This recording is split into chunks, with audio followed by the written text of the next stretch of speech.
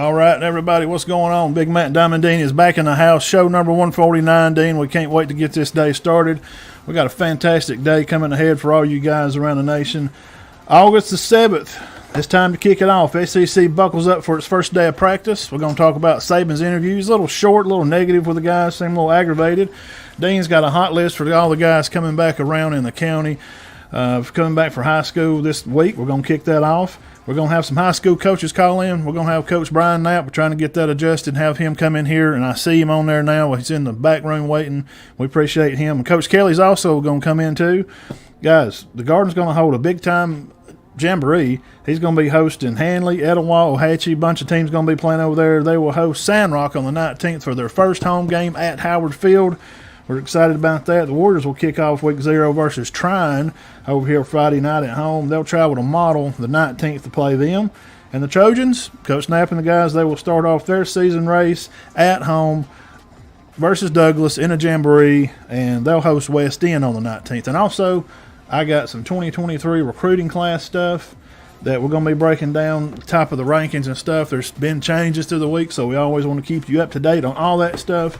Spotify, Applecast people, guys, we can't wait. It's going to be a great show. Let's get into it now.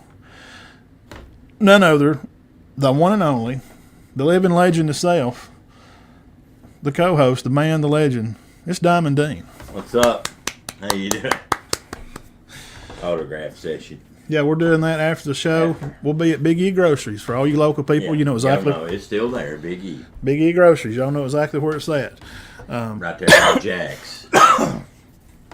We're going to bring everybody in. I think we got Coach Knapp in here and waiting. Let me see if we can bring him on here. We're going to add him in on the stream. Coach Knapp? Yes, sir. Yes, sir. All right, baby. What's going on, man? I'm telling you right now, this is awesome. This is new technology at its finest, Coach Knapp. This is how we're going to be able to do things. We can bring you in and have good sound on you, and everybody can hear you very well. So thank you for taking some time out of your day, Coach. We know that you got plenty going on, and we do very much appreciate you for sure. Yes, sir. Well, thanks for having me. And Tom, you still working at Harton's? No, I quit. I got the record there, though, 6.5 years. Just checking. I wished I was still working at Harton's. That would be an easy day. Yeah, just doing stuff from Minna dipping. I'm good at that. Gas pumping. He may go over on Minna's, guys, so if y'all guys missed that, Dean's not working up there anymore, so that extra dozen that he was throwing under the bus for you there. I give him extra. You get an extra Minna for every dozen you get. He's a legend over Coach, there. He's a legend over there. He's a legend everywhere, Knapp. You know that. Well, we've been over this summer and visited with you and got to hang out. New coach, you got Coach Jacobs in there helping you. Glad to see him back over there. Just break it down for us a little bit and brag on you guys and tell us how the summer's been going. Then you can get into the Douglas game a little bit and tell us about that. We ain't going to keep you long. We know you got stuff going on. You talked about Coach Jacobs. We were able to pick him up. He's going to be the offensive line coach, and he's been a good addition. I still got Coach Smith, Bob Smith. He's a 30-plus guy, and he'll be the defensive coordinator. Still got Jeff Nelson. Y'all know Jeff. He's a Cedar Bluff guy, and Jeff's got 30-plus years in coaching too, and he'll coach running backs and do a lot of special teams. Got Coach Steve Turner. They call him Snake. He's got 30-plus years. You know, I kid people all the time. My coaching staff, really, we've got more AARP cards than anybody in the state. So, you know. Hang on, Coach. Time out. Let me fix this. I thought that may happen. So you got over 100 you got 100. Put that on. You have to wear that on one side. I do? Yeah. If you want to hear it, yeah. Oh, okay. All right, go ahead, Coach. I talked about Coach Turner. Can you still hear me? Yes, sir. Okay. You know, he's a 30-plus year guy, so he'll be coaching the secondary and helping us with our kickoff return. You talked about Coach Jacobs he's really not new, but he's new again this year. But Coach Brandon, you know, he's going to help us in football. He's also going to be our baseball and basketball coach. So, really, for the first time in my career, I've kind of turned the quarterback coaching job completely over, and I don't know that I've ever done that. So I'm letting Coach Brandon do that. So I must really trust him if I'm completely doing that. But he's really done a good job so far. And then we've got Coach Avery Ryan, who also is going to help us. So, Okay.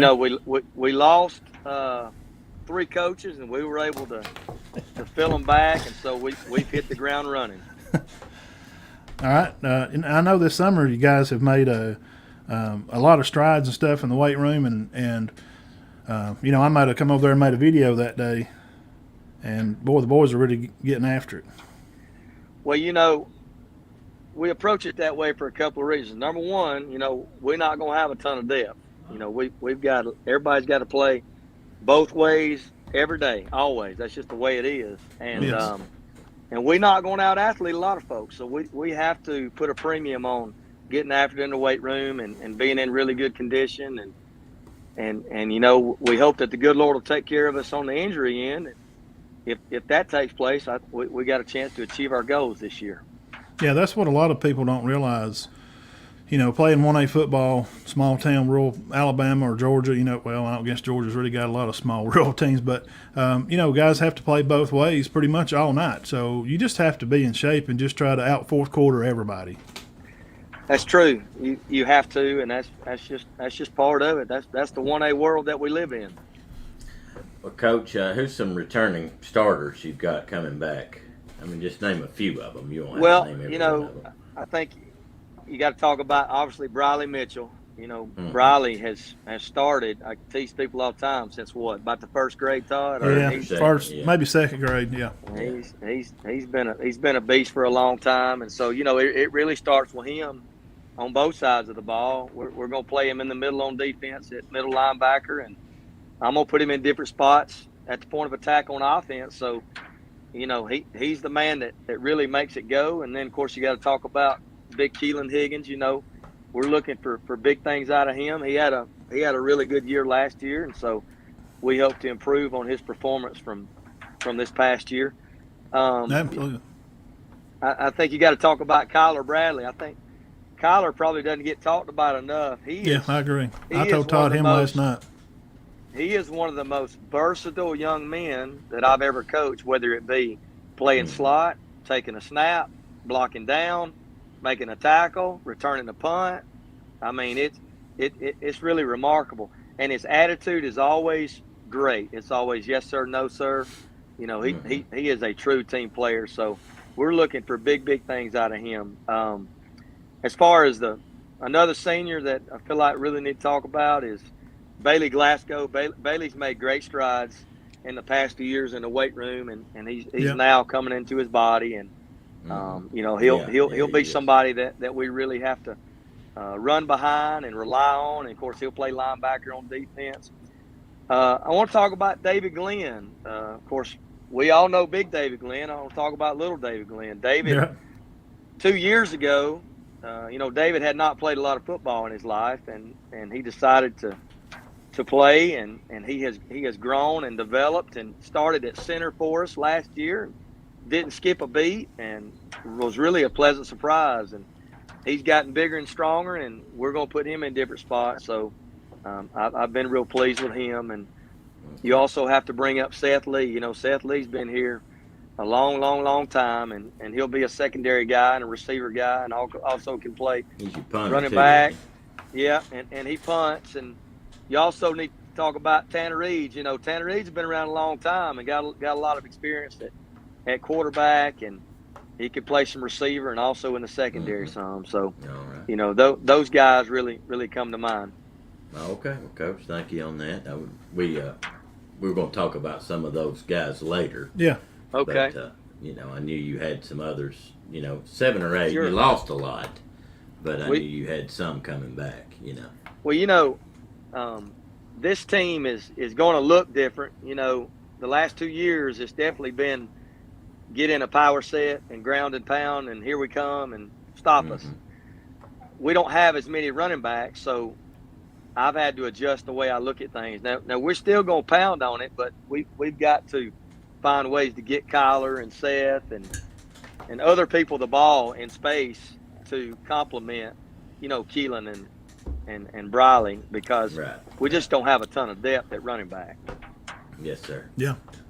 Now you have a little bit of knowledge about Douglas, so tell us about kind of that matchup and what you're looking forward to, and things you want to learn from your team, I guess. I spent 8 great years there, and the guy that's the head coach was my defensive coordinator, so he's one of my best friends. So he's done a really good job. They made the playoffs last year, first time in a long time, and they'll roll in about 70 players.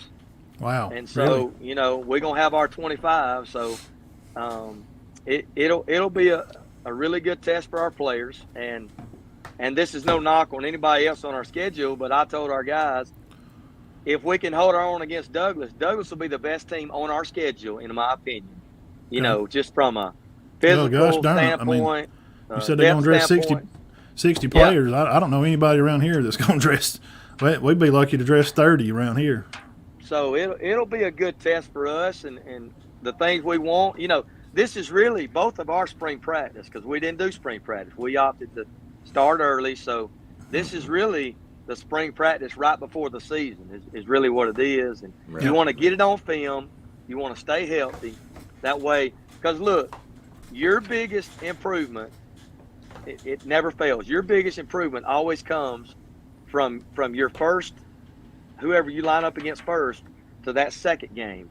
It never fails. Your biggest improvement usually happens for the game that really matters, which is West End. True. So this is really a good dress rehearsal, and be able to hit somebody else is a good thing. So your first regular season game will be the 19th? 19th against West End.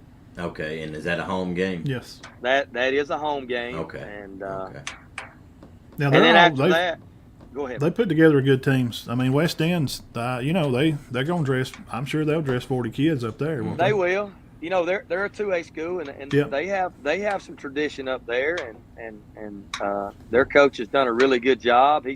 He has a background at Raglan, and they run the wing tee, so it'll be a big challenge for us. I think the radio is going to be there for us to watch radio, so it should be a good atmosphere. Yeah, good deal. Yeah, absolutely. I've got my schedule in front of me, Todd. Do you want to go through it, or do you want me to? Yeah, go through that. Yeah, shout it out, Coach. All right, so after we play West End, we're going to have a week off, and then we play region starts. We play at Coosa Christian on 9-2. Okay. And of course, they'll be improved from last year. And then we play Cedar Bluff at home on September the 19th. And, Coach Beckett does a really good job, and I expect them to be improved. And we on 9/16, we play at Appalachian. 9/23, we play at Victory Christian. 9/30, it's homecoming against Woodville.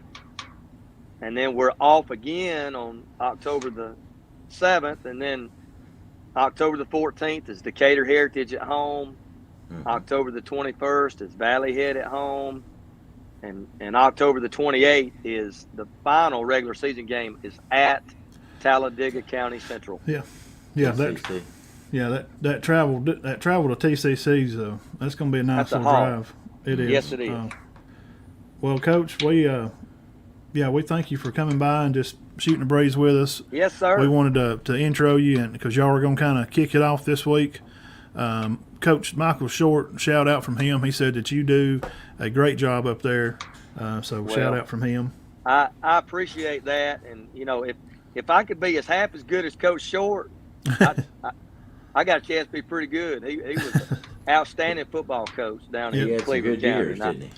I have a ton of respect for him and the job he did.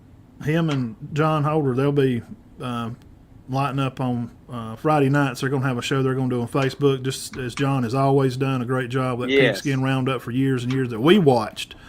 Michael's going to be joining up with him. So if y'all are interested in that, I promise you they'll have something good cooking over there. Coach, absolutely. Enjoy the rest of your day there. And we'll see you Thursday. How about that? What time's that get started Thursday, Coach? I'm glad you asked that. It actually starts at 6 p.m. because Douglas has to drive a long way. So. Right. Yeah. Okay. But hey, we appreciate what you guys do. Not just for high school football, but for high school athletics, and not just in our county. And you guys have grown, and you're doing a really good job, and we appreciate it. We appreciate the kind words, Coach. Yes, Coach, sir. Good luck this week. Yeah, good luck. We'll see you out there Thursday. Thank you, guys. Take care. See you. All right. That was Coach Brian Knapp from Gaylesville. Kind of went through the schedule with him and kind of get to beat the bushes a little bit and talk about Douglas, which he was out there for several years. We can't wait to get out there and check them out. No doubt about that. And waiting on the line, guys, you don't want to miss this, guys. I mean, we're bringing it to you every week. No days off, Dean.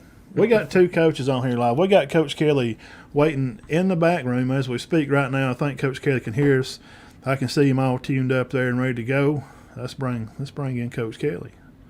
See how this works out here. We still need our earphones. Yes. Okay. Coach Kelly, you with us? Yes, sir. You hear me?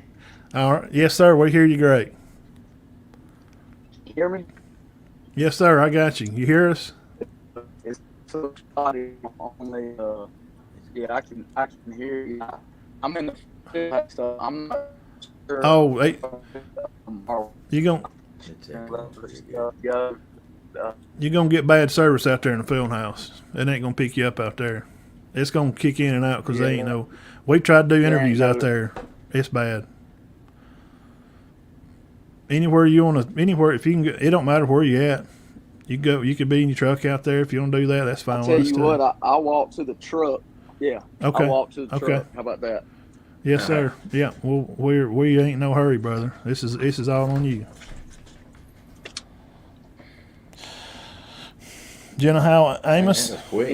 Any better? Any better? Yeah. The feed's a lot better. Sound is coming in good. I can hear you a lot better. I'll Oh yeah, that's a lot I'll better. even get the newest. Yes.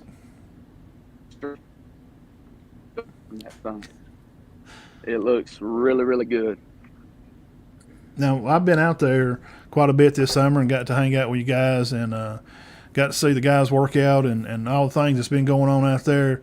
The weight room's been just all redone. He stretched stuff out in there. They've cleaned up and painted everything. Helped them even bring in some new weights and stuff in there. Coach Kelly's doing a good job out there. And Miss Amos, Dwayne's wife, she puts up Cherokee County with exclamation marks. So I think you got the support of the county out there, Coach. This is going to be – you've been out there a couple of years now. So tell us about how the summer's been going for you. Well, I think everybody in the state of Alabama and really high school sports has had a great summer. I don't know many people that if they're honest, probably say they've had a bad summer, but we're no exception to anybody else. The attendance has been here. The kids have been here. We've worked hard. I mean, we didn't have spring practice, so heavy off season and starting in January, and the guys picked right up in June, and like I said, we've had a great summer. Have had a couple of play dates with some teams and some 7-on-7s, and we were able to start practice that last week in July, and so we've had 2 really good weeks. Yeah, we got to come out and cover.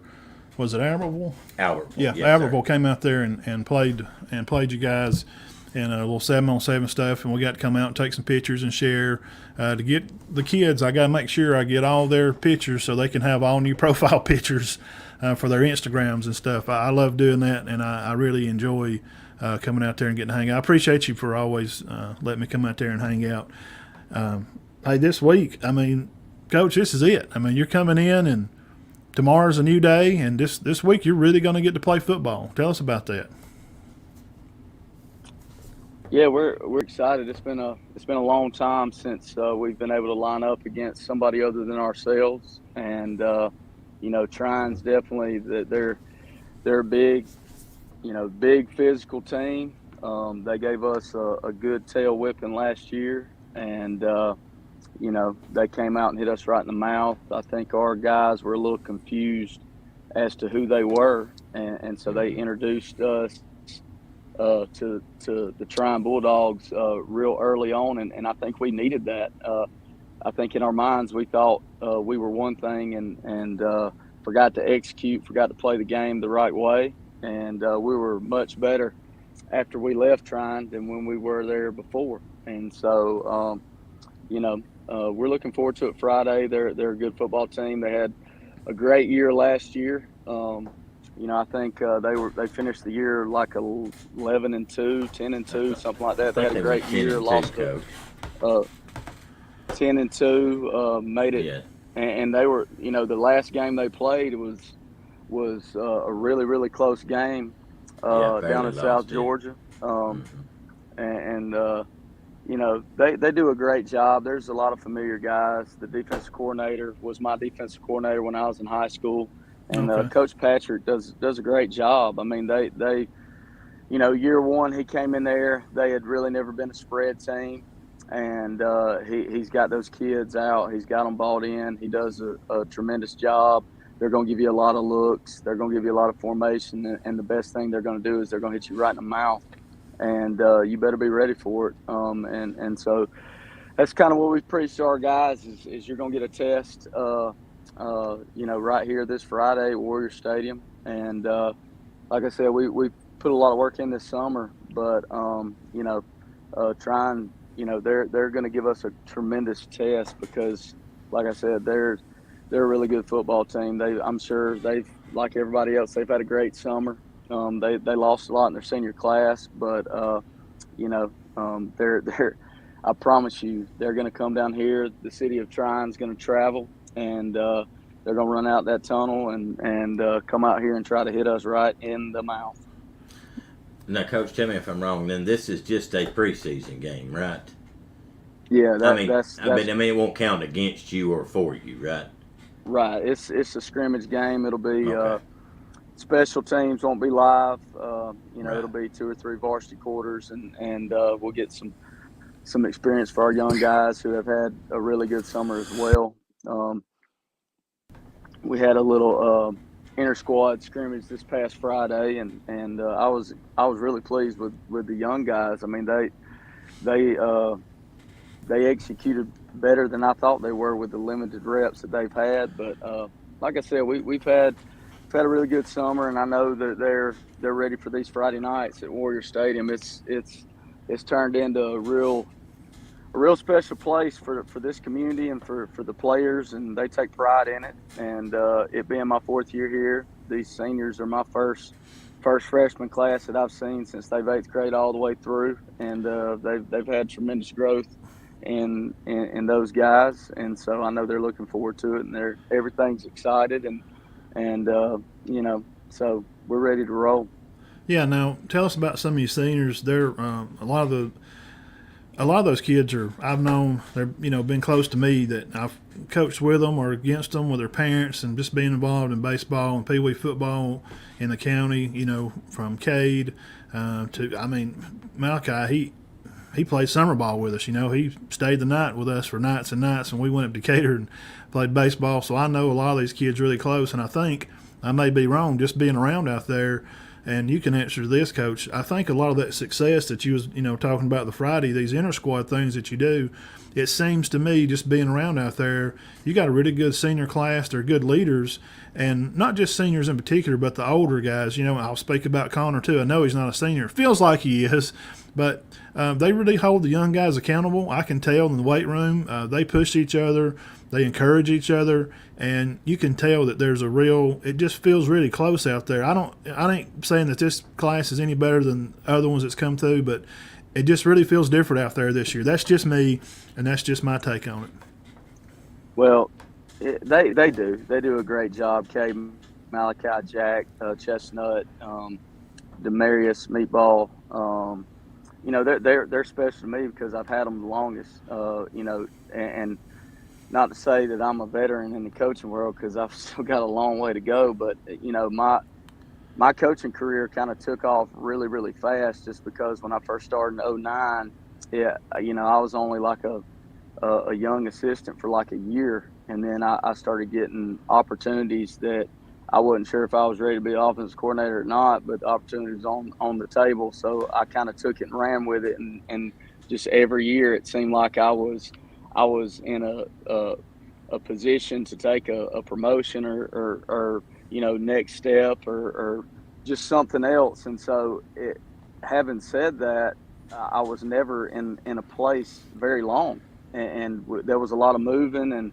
Me and my wife, I think, put a lot of miles in those first like 7 to 10 years. And so it's really a blessing that we were able to wind up here in Cherokee County in Center, Alabama. We love this place. It's a special place. We love the community. We love the town. It's a great place to raise kids. The school system's fantastic. We've got great teachers, great administrators. Everybody supports. I mean, it's everything that I've ever dreamed of in being a head coach in a place. And so, this group is special because, like I said, I've been with them. They've been with me since day one. They started out really, really small. There wasn't a lot of guys that came out for football in the 8th grade. When I first came in, I was shocked that there was under 10 guys in that senior class that actually played football.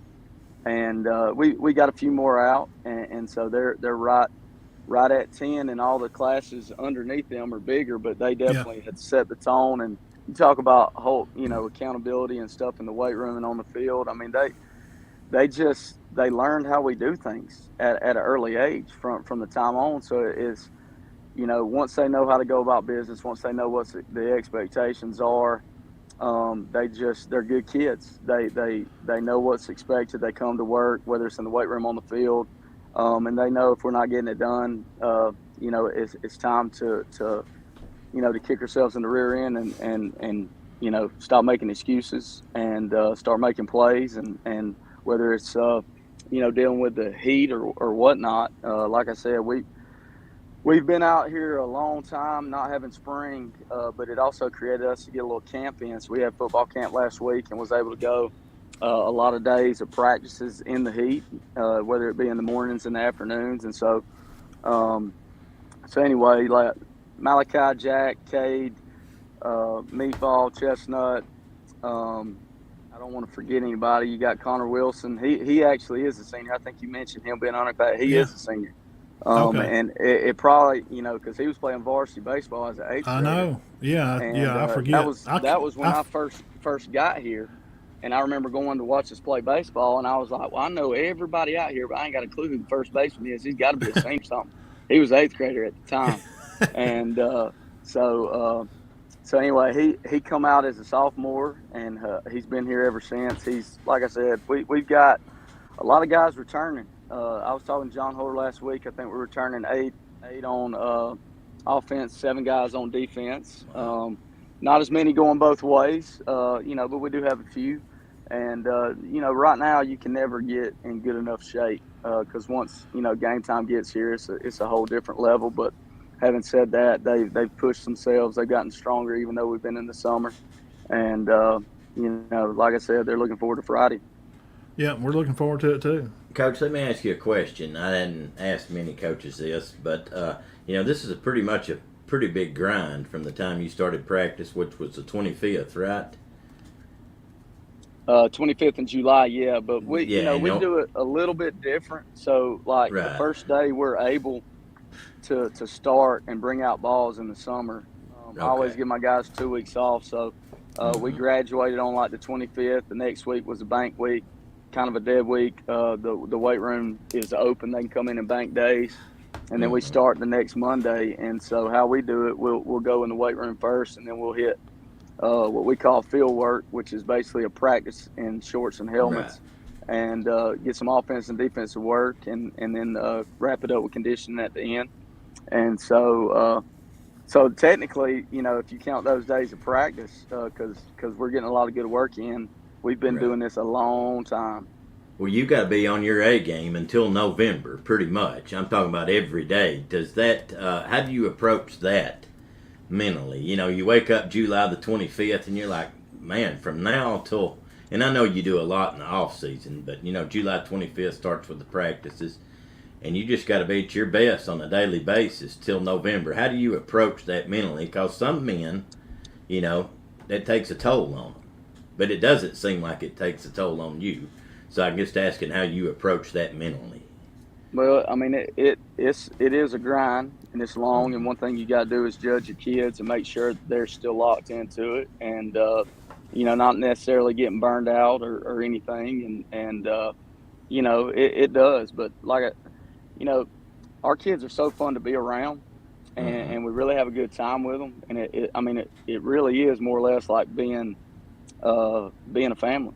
And so, Right. yeah, I'm gone from home a lot, but you know, it's not necessarily a grind when they're having fun. You know, there are days when the heat index is 110, and you know, but our guys understand, like, rent's due, and you know, when rent's due, you got no choice but to pay the price. And yes, sir. So yeah, we you know, and as far as like being so far out of a game, I mean, every day is a little bit different. You know, take it one day at a time, focus on the things that we feel like we need to improve on, whether it's going best on best or whether it's you know, taking a little bit off of contact, focus on the fundamentals. You know, and then we were at this point a couple weeks ago where we felt like we might be the best fundamental group team in the United States of America, but for some reason we get 11 on 11, we don't bring what we do in group. And so we kind of had to flip it and make sure we video our 11 on 11 work, and because at the end of the day, you can group till the cows come home, but the game's played 11 on 11. And so just little things, just making sure we have things that we can look at, make sure we can focus on, and you know, whatever we feel like you know, we need to work on, that's stuff we focus on every single day. I can tell you this from being out there, the times that I've been there, there's been some butt chewings going on out there by Coach Kelly, and making sure the guys are putting in the time and getting ready, because rent is due every day. And the speeches that he gives sometimes, Dean, I can tell you, I've been looking for a helmet sometimes in the locker room. I want to run out on the field, man. He gets them fired up, and he's got some new coaches out there. Tell us about some of your newer coaches. Yeah, so Coach Henderson and Coach Decker, right, we brought in last year, and I can't say enough good things about them. You know, Coach Turner has been here with me since we got here. We came in together. He was we had him on our show. We had him on the show, like one of our first shows. He come on the show and was with us for real early. Yeah, and so he was my position coach when I played receiver at Shorter, and that was kind of a crazy story on how we ended up here together, but.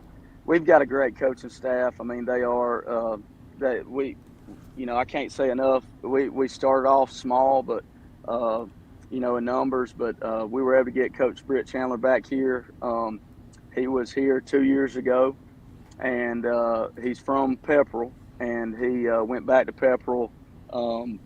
He went back to Pepperell last year as an administrator, and you know, it was just one of those things where the right opportunity presented itself back here, and you know, we kind of talked in late April or May, and you know, he you know, I kind of just reached out and said, hey, what's next year looking like as far as the AP job and things over there, and I just straight up said, well, look, I got this position, and I'd love to have you back over here, and it just worked out, so we were able to get Britt Chandler back over here. Devron Starr does a great job. He's I always known him for all his whole life. Good kid. Tremendous help on the field, in the weight room. You know, he's been here pretty much all the time with me while he's trying to finish up school, and then we were able to get Terry Stevens. Coach Stevens has joined us. He's finishing up his practicum this semester, and then Silas Roberson's a former player of mine. He's finishing up some school. At the same time joining us, and then this month or in July, we were able to get one more coach, Miles Masters, come to us from he graduated from Pell City, but he's coached at White Plains, and he was at Fulton University helping their baseball program out last year, and so he's joined us. and so we've got a big staff, and it's always a good to have a lot of staff. help. It makes it feel like that grind that you're not alone in that grind. These guys are sharing the grind with you, and of course everybody knows Coach Weaver. Brad played out there. I think was he on the team you coached that year? Hayes was. Caleb was. Hayes, he was out there when Todd was helping coach out there. Those are local hometown hero guys, and they're great help, and they really communicate with the kids well. Now, Coach Stevens, is he the guy with he's the one with the Top Gun mustache? I think he's clean cut. Okay. You talking about the goose mustache? Yes. Yeah, I don't think Terry's got a mustache. Now I might be wrong. If he comes in tomorrow with a mustache, I'm gonna feel bad. Who's your new coach? Me and him and your dad talked. I've got to know him a little better. He just started kind of out there through the summer. He's got the goose mustache. Which one is that? Man, I'm not sure. I know Coach Henderson has a mustache. Oh yeah. But I think he's got a beard. He's got a beard. He's got the tattoo on the back of his calf. That's Silas. That's Silas Rosen. He's one of my former players. Yeah, that mustache was it came about I think early July, and he kind of grew it out. So yeah, that's Silas. He was our center 2 years ago, and so that's where I know him from. Okay, I knew him, and okay, I got it. That makes more sense now. We didn't even talk about where he played. We were just talking about position stuff, and him and your dad was talking, and I was just kind of listening. And he seemed like a coach. Does he help you? Yeah. Oh yeah. He helps, okay. and one of the good things is he knows the system because he played in it. And one of the big things, like Coach Hayes, Coach Weaver, and the rest of the guys is being able to add coaches gives that much more opportunities for our kids to get coached. So there's not a lot of standing around. We have the ability of breaking it up and just working both sides of the ball at the same time. The young guys can work on offense while the older guys are working on defense, and we can still come together when we need more of a scout and 11-on-11 stuff. But it just gives them opportunities to get more reps, and if they get more reps, usually they're more prepared, they're better prepared, and so like I said, we got a great staff and everything right now, and so again we're just ready for the season to get here, start getting these Fridays in, and yes, I know tomorrow's going to kind of kick it off. I mean, you got to get up early and get in your 100 push-ups and get to go down to school and whoop the boys up and get them ready, make sure they know rent's going to be due this week. I can't wait to see that. I've been telling you this the whole summer. This new alignment got you guys back up here. In the north, you're going to be battling up against Etowah and Munford, Oneonta, Hanceville, Fultondale, Asheville, and you're even going to make a trip over to Fort Payne. You ain't been over there in years. We're just really excited for football. One, we're tired of talking about deal enrollment for kids. We're tired of talking about NILs. We're tired of talking about college teams leaving this place and going to new conference realignments. We are just ready just to see kids. I stood out there in the sweat and just running off of them the other day at Cedar Bluff, and just to see the kids just get out there and just try to, bang on each other a little bit. We can't wait.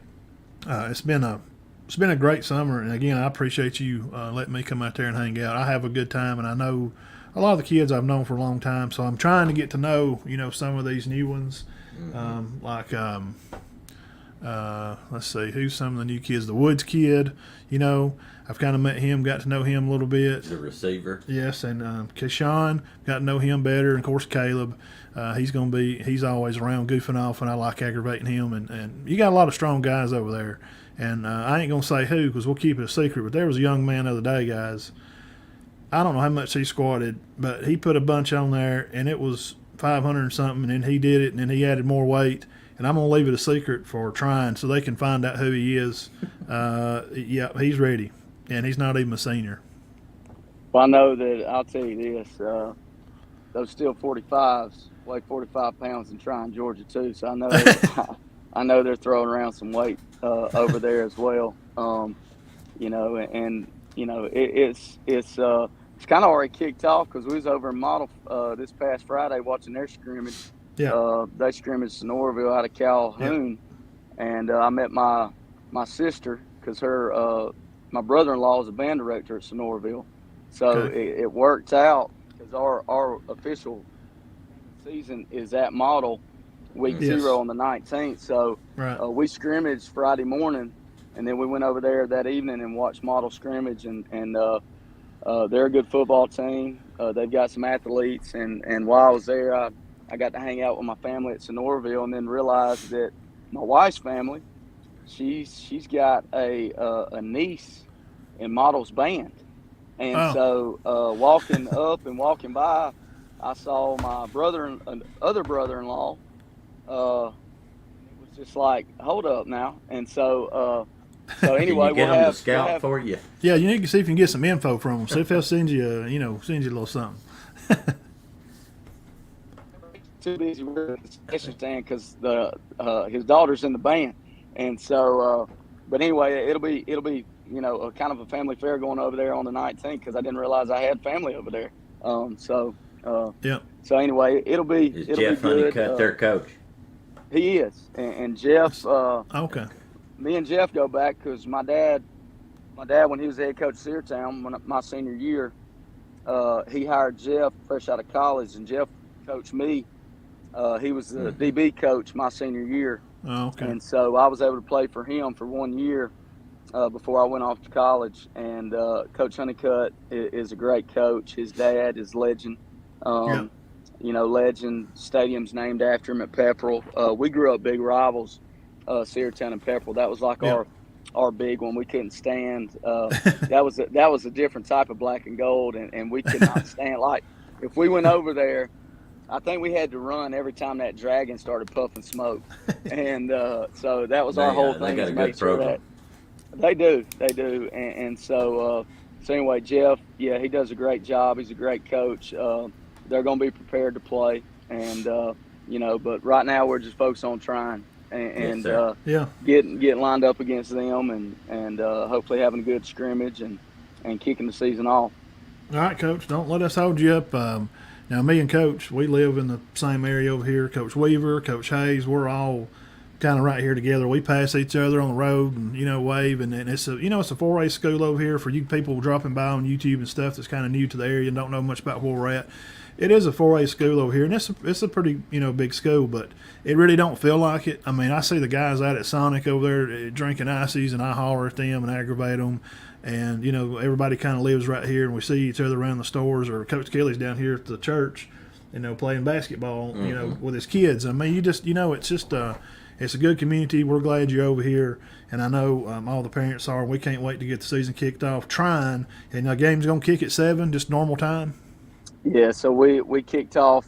Georgia kicks off at 7:30, 6:30 our time, and so we kick off at 7 Central Time Friday night, and looking forward to it. And I appreciate y'all having me on and coming around in the summer. It's a great.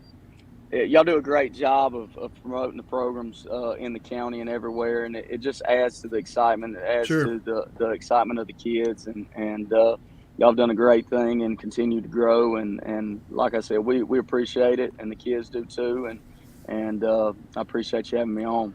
Yeah. Thank you, Coach. Yes, sir. We'll see you out there. And again, shout out to Benton Birds. He's our Northwest Georgia scoreboard guy. He will also be there. He covers that area for Trion and Chattooga. He'll be out there, and we'll be live in action, guys, out there. Coach Kelly, thank you for stopping by, and we'll see you Friday night under the Friday night lights, guys. We can't wait. Cherokee County Warriors kicking it off. Yes, sir. Good luck, Coach. See you, Coach. Yes, sir. Wow. 2 good call-ins. Man. All right, we got another one. All right, guys, one more here. We got Nick Saban. Coach Saban.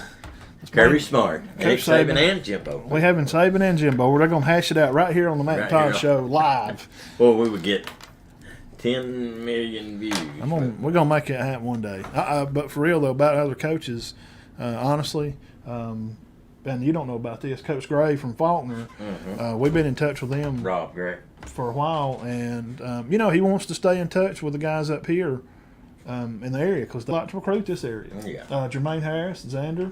Right. He's going to Faulkner. They just dropped him off. I think just the other day. He'll probably make it too. Yeah. So he's down there with Nigerius. He's down there. Diamond. Luke Hampton's down there, and Luke has stepped away from sports. Going to focus on his education full time. So, Luke, if you're listening, we love you, and Nas, we do, and Xander, man, guys, we hope you, and Corey, and Lindsey Wilson, they're going to kick it off. Jacob Burleson and Welsh. Kim, and they're going to be up there kicking it off at Berry tomorrow, right? Yeah, that Tuesday actually. Tuesday. So Jacob, Chaz, and Luke will be at Berry kicking it off, and the other guys, and Corey's up at Tyron Dupree at Liberty still. Oh wow, yeah. This be his last year. I don't think so. He's Maybe might get another COVID year. He got a COVID year, and I think he was redshirted too. He may have 2 more, but it may just. You may be right. It may just be 1. He's got at least 1. Yeah. And, I wish they'd play him more, man. He's a good player. And I'm not just saying because he's from right here. He made some big plays in games, and I don't. I mean, of course, we're not involved with the Liberty football program. No. But he's been the top backup at linebacker for 2 or 3 years now, and you're almost wondering, what is he guy's doing wrong? good enough to start? Yeah, because when he comes in, again, I'm not trying to take up for. I mean, causes fumbles. Yeah, he stopped the play. Remember a touchdown, knocked the ball out of the guy's hand. So he's got close to 100 career tackles. Yeah. I mean, he's done well up there, but never has really been a full-time starter. Hopefully this year he will be. Yeah, guys, this has been interesting. Remember, hey, hit the subscribe button over there on YouTube and on Facebook. We're here every Sunday night live, and I have pictures going up on there. And all the kids now, I put a lot of stuff over there on Instagram for them. That's where they're at.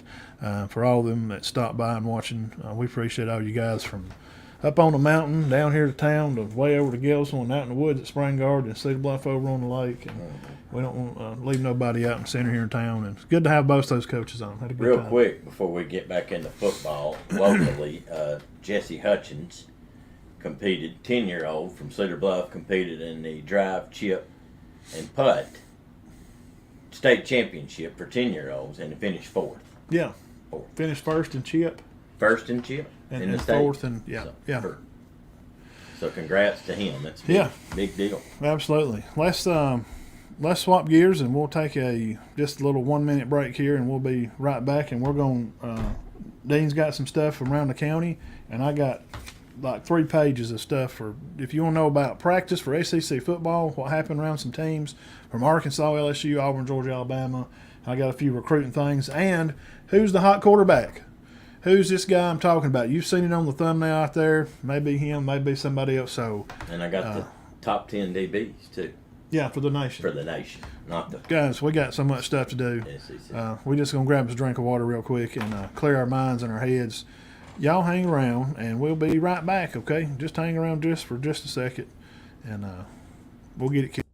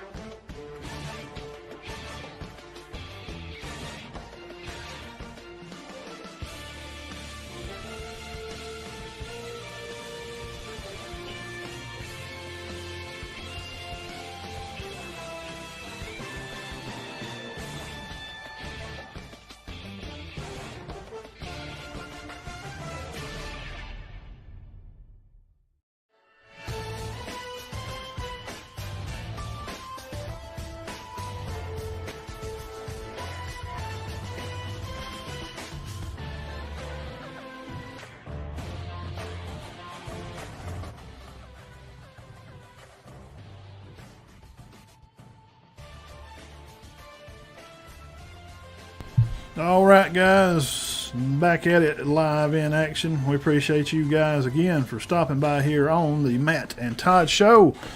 If you're new to the page here, hit that subscribe button right down there at the bottom of the screen. And, hey, don't be a stranger. Come back. We're going to be here every Sunday night through the season. We got a lot of things going on. Wow, that was great. We had Coach Knapp come in and talk to us and kind of give some highlights for his seniors. And the game ahead, they're going to play Douglas. And also his old stomping ground. Yeah, and Coach Kelly come in talking about everything they got going on. They've had a good summer, had some good 7-on-7 stuff. They're going to kick off this Friday at 7 versus Trion, and Knapp will kick off at 6 Thursday night. We will be at both places. Yeah. And we're going to try to double duty somehow and get out to Spring Garden. They're having a Jamboree out there and have a lot of teams out there, and we'd like to I'll ride out there if you want me to. Yeah, we'd like you to can stay at center. I mean, get some coverage out there and go see the guys. And I can. I mean, seriously, and I know y'all. Because you're going to be late Friday anyway. Well, I can shoot across 100 and go straight to Spring Garden. Yeah, straight to and go right to down. Cave Spring and just hit 411. That'd be easier than coming all the way back to center. Yeah, and going to Spring Garden. Yeah. So I'll just do that because we don't get it. I mean, we won't get out of football. You got to practice late Friday anyway. 5:30, and they start at 6 over there, and I can get over at 6:15, 6:30. Yeah, that'd be good. But now we're both going Thursday. Yeah. That's kind of going to kick it off, and God, man, I'm excited. Yeah, I like high school football. Yeah. It's gotten a little better here. I went through a period there where I wasn't crazy about it. I don't know why. I don't know what happened. It's kind of get burned out on it. Got burned out, but I've kind of come back around. I thought last year was a pretty good year. Yeah, COVID may have put it back on you. Yeah, like missing the season. And we got some kids miss football, and we didn't really around here, but it was still weird that year. Yeah, it just kind of got my. It's okay. Nick will call here in a minute. Yeah, Coach Saban's calling in, Jack. I'll be honest. But kind of lost my luster for it, and then kind of got it back. Maybe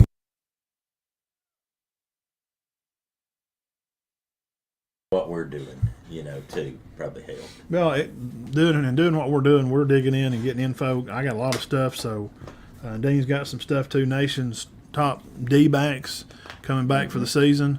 We got a lot of that stuff to talk about, and then he's going to do some counties. Kids coming back, just kids we're going to be paying attention for, possible players of the week, I'm sure. Yeah. Player of the year will be coming. And you want me to do that? Yeah. Okay, Yeah. We'll go with the high school players first. And, guys, this is not a list of the top 20.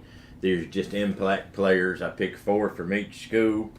Maybe at the end of the year we may have them ranked. Obviously, they'll be a player of the year. Yeah. But I got some stats here, but these are the guys we feel like are going to be impact players for each team. Yeah. We will start off with the Cherokee County Warriors, obviously, and I think that anybody that knows anything about football will agree with this. Tay Diamond. Who? Tay Diamond. Oh, yeah. 10th grader. Oh, man, he's a force. I know, yeah. And I think he's going to be playing some offense this year. And also Jacob Corneo, transferred from Sandrock. He's a good player, guys. He had close to 1,000 yards rushing last year and 75 tackles. 2 more for center would be the quarterback, Cade Hopper, threw for close to 1,000 yards and played the year before last. A good bit at quarterback. And Jack Amos. Is he about as fiery and as feisty of a player as I saw? Yeah, he gets after everything. I bet when he brushes his teeth in the morning, he. I mean, it's just. He's full blast. Yeah. All right, that's centers, 4 impact players for Cedar Bluff. Obviously, Bucky Leak had over 1,000 yards all-purpose last year. Plays defense. I think he's going to play a lot of quarterback this year for them, at least some. Yep. Dylan Kennard. Dylan is ranked. Big man in the middle. If I'm not mistaken, Dylan's like one of the top 5 linemen in the whole Gadsden Times region. Yeah.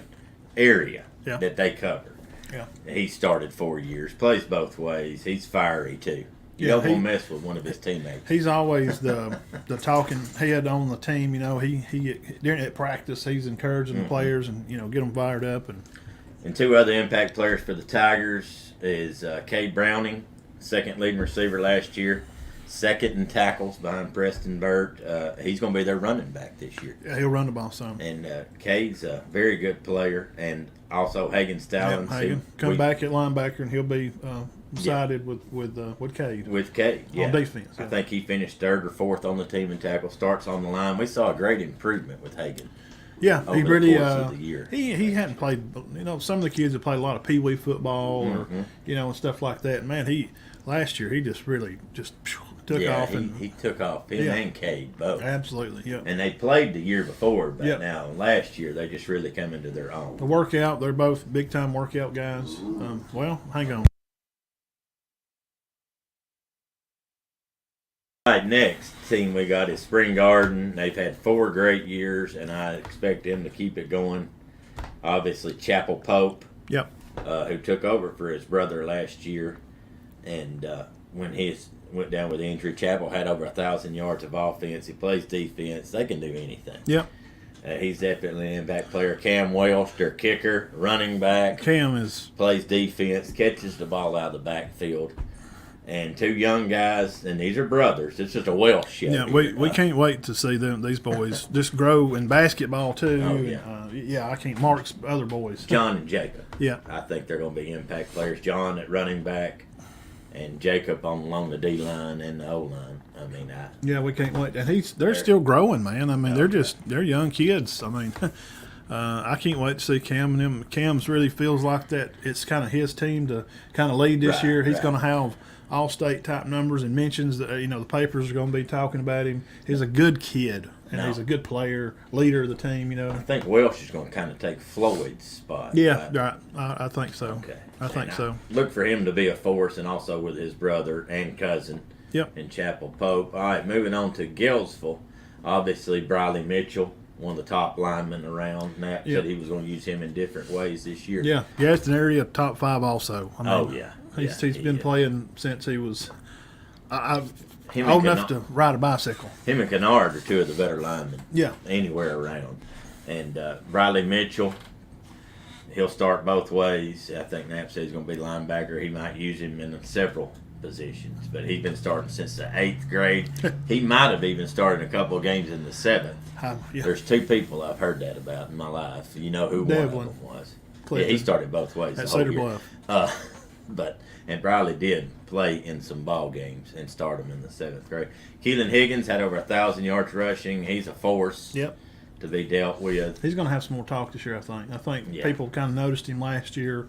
So some more of you sports writers from Gadsden area type stuff. Right. I think we'll know a lot about him. Kyler Bradley, who's been the quarterback, he's been a receiver, he's DB, he kind of does it all for Coach Knapp. Yeah, you talked about him today. Yeah. He's got to be in there to talk. He's very useful. Know his parents both since they were kids, and Timothy was a good athlete over here at Cedar Bluff. And Knapp's always like he enjoyed him being around. Well, in the weight room and just being at practice around him. Got very positive. I think some of the kids, the youngers especially, I think they kind of probably draw to him a little bit, and he don't complain. You don't hear nothing out of him, just kind of whatever. No, just does whatever he's asked. Yeah. And the last one for Gaylesville, impact player Bailey Glasgow. Yes. We said, boy, he's a good-looking kid. Yeah, he has just worked out hard. You can tell he's putting in his time in the weight room. Excited to see him play Thursday. He'll be a linebacker along with Briley Mitchell, and he's probably he's a great lineman, too. Yeah, yep. All right, and last but not least, the Sandrock Wildcats. Yeah. Trace Haygood, who had close to 1,000 yards rushing last year, plays defense. Dad's on here a while ago. Trace is a very good player and just a good running back all the way around. Brian Giles. Yeah. He's going to kind of take that spot that Pruitt. Yeah. Which Giles caught some balls last year. He caught some balls the other day at practice. He's going to be pretty good. I think he'll step up and take Olin Pruitt's spot as far as being their big play receiver. Yeah. And this next kid, and Matt, we love this guy because he's probably the hardest hitter. And I'm not taking nothing away from nobody, but Logan Crider. Yeah, we love Logan. He's a special kid. I've known him forever. You don't want to run up on him. Well, he catches out of the backfield. He blocks, plays tight end on defense. He's just good. Yeah. And last but Bradley Jackson. Yeah, and he seemed like Bradley's kind of like Briley. Yeah. It just seemed like he's played for. I mean, when you think Sound Right football, you think of these guys. They've played for Coach Heath and before. They've just been out there playing football. For Well, I went to their spring game, and obviously, Ace Ashley being hurt, he would have been on this list. But most of the plays were made by Ace, Trace, Jackson. Every play, Jackson and Crider on the tackle, Giles on the tackle, Haygood on the carry. Yep. Giles on the tackle. Yeah. It was just all night. Those 5. They'll start their season out at Howard Field against Spring Garden over there, and just like next week. So we can't wait for all this to go down, guys. This is going to be a good season. And that's it. And that's just 20 names to throw out there, not taking nothing away. Obviously, there's going to be more than 4 players on each team, but we look for these guys to be impact players. And there's some young players that we missed, that we're kind of getting to know. And, And there are going to be some playmakers, too. And I'm sure there'll be plenty of them mentioned, throughout the year. Big Shasty over at Center, Caleb. These guys and Jada, Oh, there's several good players that didn't make this. Yeah, I mean, Jada's just started playing football. He's always been a basketball player, and we know his mom, sweet lady. She worked at Walmart for a long time, and there's all kind of kids out there that we could throw names out there. Oh gosh, yeah. We're keeping an eye on. But as far as our top 20 impact, that's what we got so far, and I don't think we'll be far off. I think all those guys will have a great year. Yeah. And obviously there'll be other players have good years too. Yeah, and all those, we're going to have our Player of the Week. That's going to get started up as of, I guess, the 19th. That'll be the first week, and we'll drop our We'll have 11 because there's 11 weeks now because everybody has that open week. You got week 0. Yeah. So we'll have 11 Player of the Weeks. So we'll have, starting off the 19th, guys, y'all come back, and we'll have our first Player of the Week. Yeah, we always look forward to that, and I think I'm not bragging on us, but I think we're fair about it.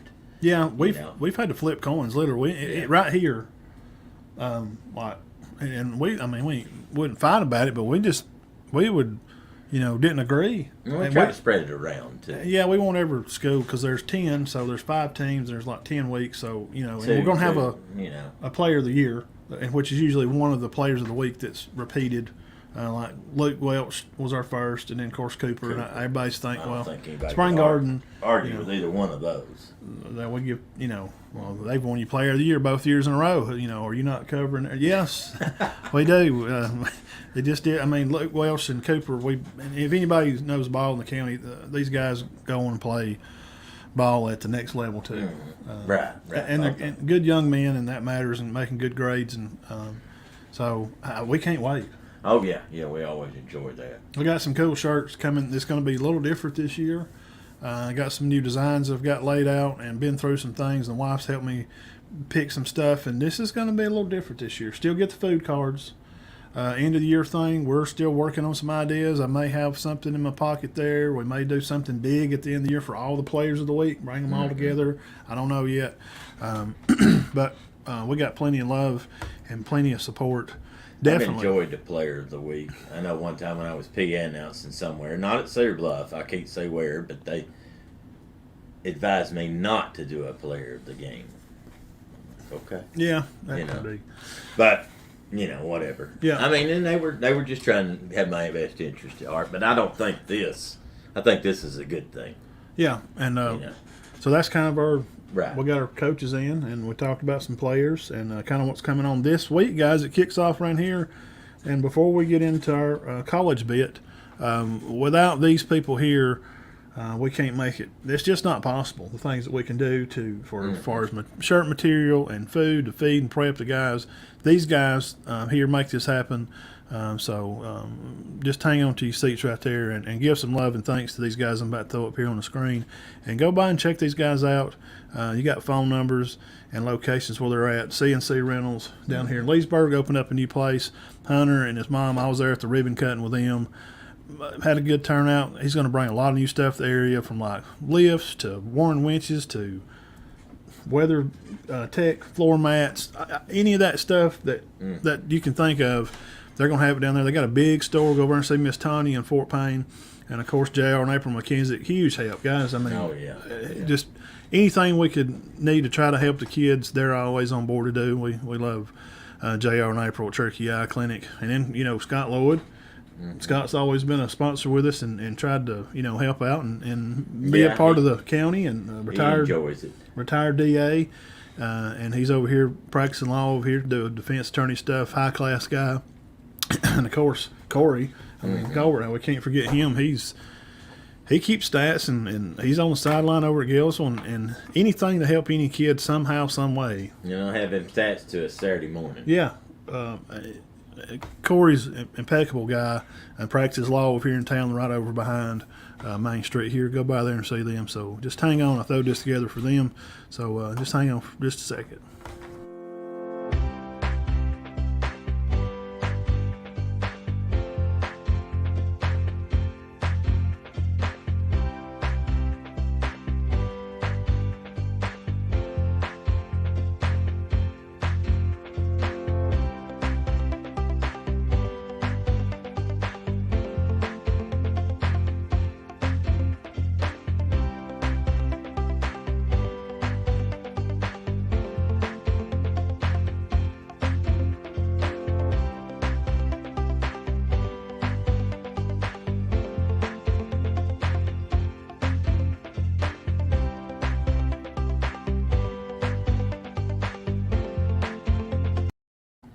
All right. Yeah, we appreciate our sponsors. Again, there's no way we can do without them. No, definitely not. We appreciate y'all. Applecast and Spotify, we're going to be recording this and throwing it up later. Appreciate them for coming by and sponsors. We love you guys, and we thank y'all too. Thank you for stopping by the Matt and Todd Show. And we're going to kick it into college stuff. Dean's got a list here of just some defensive backs, guys around the nation that you ought to be paying attention to come Saturday. You better know what's going on. So when Diamond Dean speaks, you definitely need to pay attention to what we got going on here because, hey, Dean's made a list. Hey, it's ironclad, buddy. They ain't no messing around. This is it. ESPN will call for this later. Okay. So without further ado, let's just get right into it. All right, top 10 DBs in the country. Now, I'm not going to get a lot into this. I'm just going to name them. All right. Number 10, Andrew McCava. Easy name. Clemson. Yep. Number 9, Tywan Mullen, Indiana. Number 8, Keely Ringo, Georgia. Yep. Everybody knows who he is. Yep. He run the interception back. 7, Jalen Cataline from Arkansas. I am going to talk about some stats here. 2 years ago, he made 99 tackles. It's pretty good, isn't it? Yes, sir. Number 6, Eli Ricks, Alabama. We don't know. He didn't play much last year. Played the year before. Had 4 interceptions, 2 returned for touchdowns. 5, Riley Moss from Iowa. Number 4, Jordan Battle. And I agree with that 100%. Yeah. He's great. Yeah. 86 tackles, 3 interceptions. He started forever for Alabama. Yep. He's number 4. Number 3 is Northwestern transfer, Brandon Joseph to Notre Dame. Number 2, the second best defensive back in the nation, this is according to several publications, is Cam Smith from South Carolina. Yeah, he's had a lot of talk. I heard Greg He's going to be a McElroy first rounder. talking about him the other day. Yeah. And number 1, drum roll. No, I'm kidding. Yeah. Number 1, Antonio Johnson, Texas A&M. Yeah. Headhunter. Yeah, last year he had a big impactful part of the season and being a part of that win against Alabama, constantly in the backfield, constantly causing disruption. He's a safety, right? He would run. 79 tackles. He even would come down and run inside on some different keys and some swaps when they'd swap him out of like a 3 to a 4. Yeah. I mean, I agree with that. I do agree with this list. Football player. So your top 4, Johnson, Smith, Joseph Battle, and Riley Moss from Iowa. So that's the DBs. Yeah. All right, and that's it. Yeah. On the top 10 DBs. Yeah, those are people, just like the list kind of like we give in the county, just people you would definitely want to pay attention to. Right. That's not necessary. Then you know it won't end up that way. No, you'll have All-American guys probably step out and stand out somewhere else. There'll be somebody, and it may be. Who knows? And clicking right along with that, I'll give you some action here. Also, since we're talking about college, update from August the 6th here. This is the last time this was updated for 2023 recruiting class rankings. Notre Dame, Bama, Georgia, Ohio State, Texas. That's kind of where everybody's falling at right now in recruiting. Freeman's getting it done around the isn't he? nation. They've got more money. I don't know why people keep worrying about them having these deals. With broadcasting deals, they've got a lot. They've got plenty of money.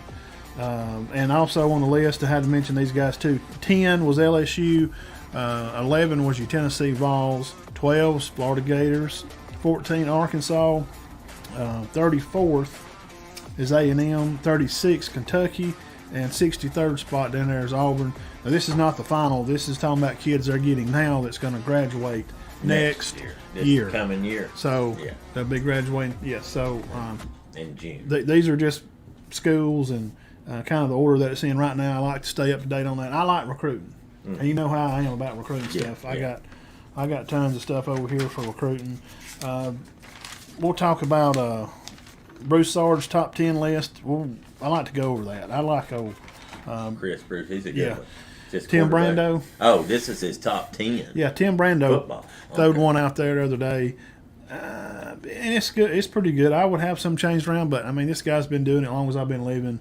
He's got. Let's start backwards. He's got Houston at 10. I could probably go against that.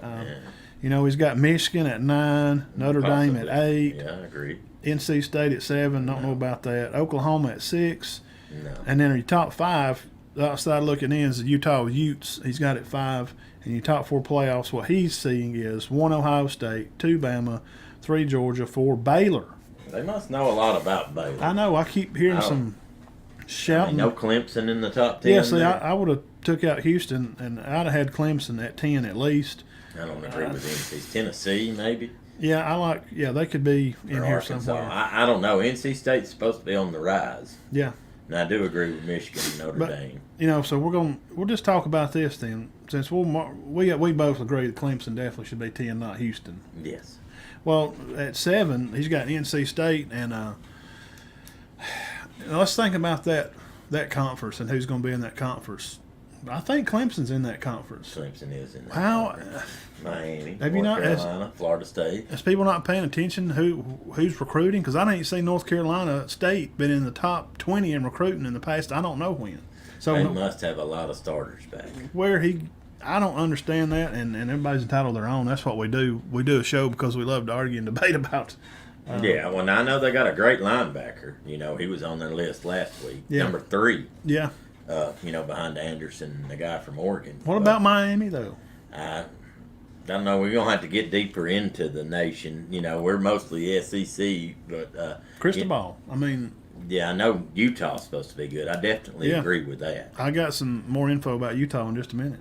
And I agree with Michigan and Notre Dame. I don't know a lot about Oklahoma.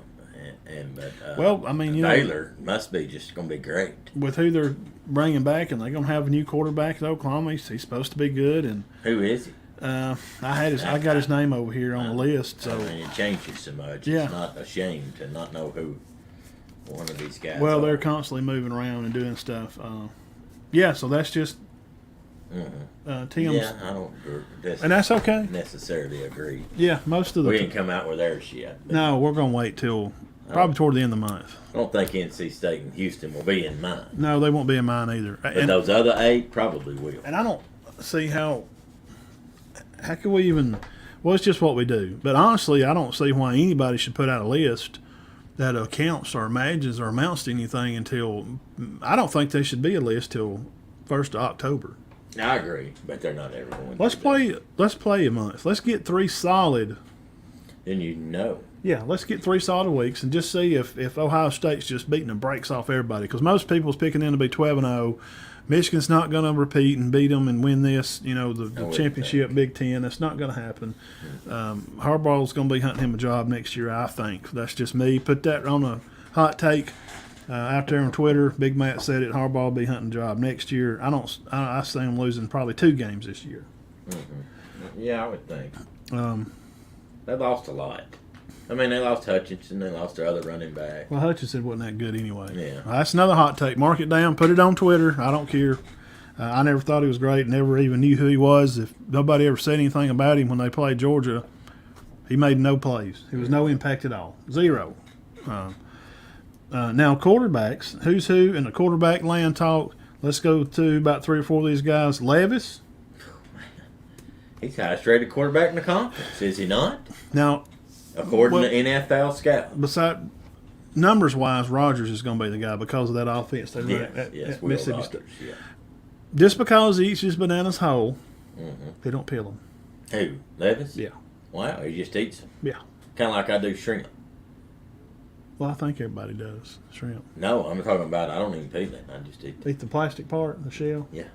Yeah, I've seen that, but that's kind of weird. And I think he also puts mayonnaise in his coffee. Now that's And they're saying he's going to be a top 10 pick.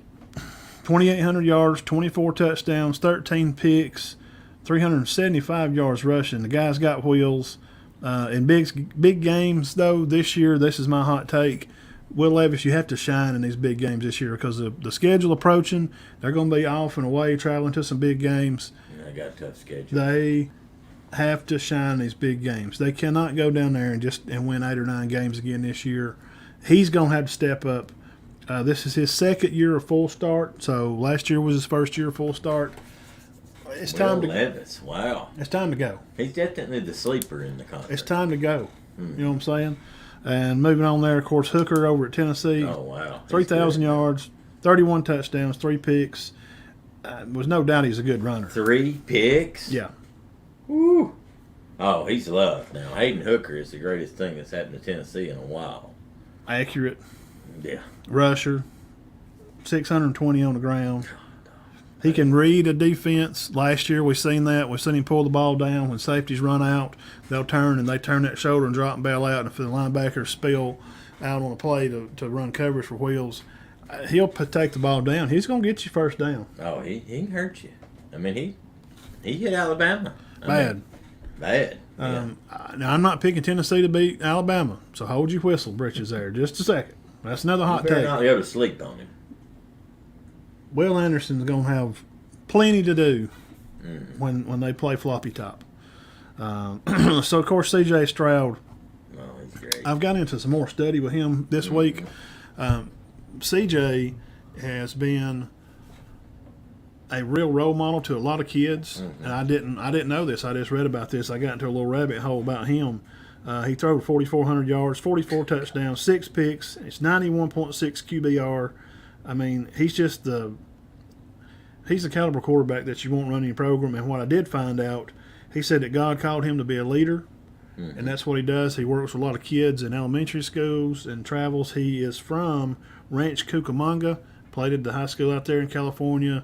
He really involved in being back out there because that's those areas out around from that.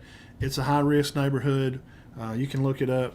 And go look up some of his high school playing. I did. Holy moly. C.J. Stroud. He's a stud. Well, I can pull it up here and see.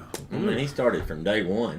Gosh. And, he had great receivers, and he's got the best receiver in the country this year. Yes. So his numbers aren't going to go down any, I wouldn't think. No. Look at him. And this is my hot take on him. He's ready to shine. This is the year for him. All the lights are going to be on him. We really, really look forward to seeing him have a good year. And barring injury, he's going to be a Heisman finalist. I would think, yeah. Yes, he's Now, special. The little star player that may be a guy that you better pay attention to, and they're going to play at the Swamp first game. Florida better have their stuff ready because defensively they better be ready because when Cam Rising comes to town, 2,500 yards, 20 touchdowns, 5 picks, 500 rushing.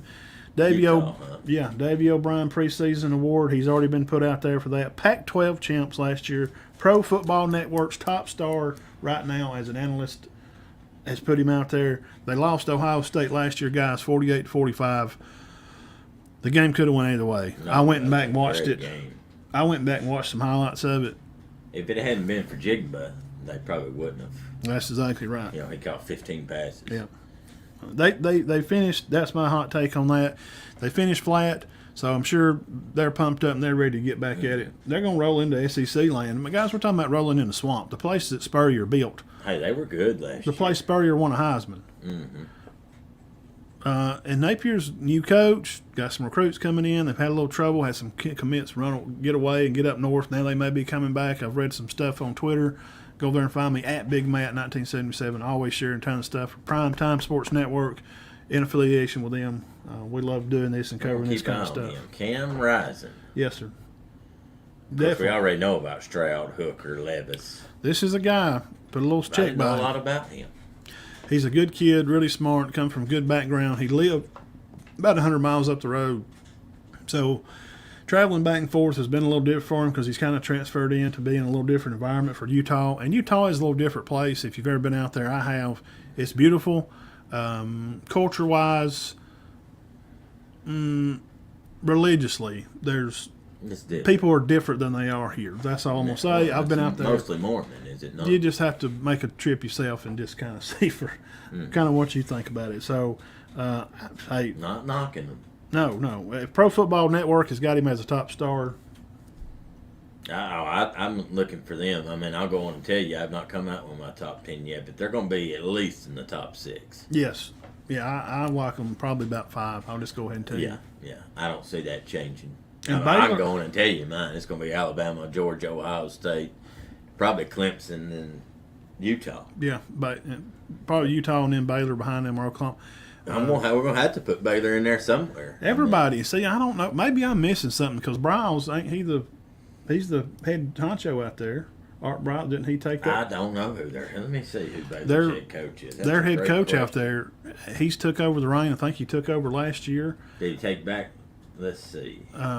They're just really, pumped up about them this year. And they are really... a lot of people are high on them. Really? So that's kind of Dean's going to look into that. We'll talk about that too. Cam Rising, put a check mark by his name. Now, practice day 1. Day 1 practice. Storms roll into Baton Rouge, calling a bunch of cloudy weather, bad times. But it ain't going to be no kind of harm put in the way for Coach Kelly and the guys. Dave Aranda. That's right. Dave Aranda. Bryles was. Yes. Forever. Dave Aranda's the new coach. They're high on him. He was the D coordinator at LSU.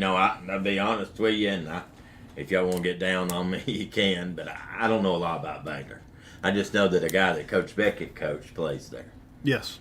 But as far as that, and I know Robert Griffin and Mike Singletary played there. That's about it.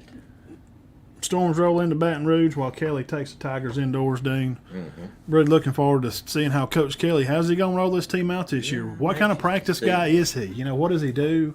Kind of went inside with him, and I got some good interview stuff here. Inside on day 1, they talking about good focus. He loves the detail that the kids had for the day.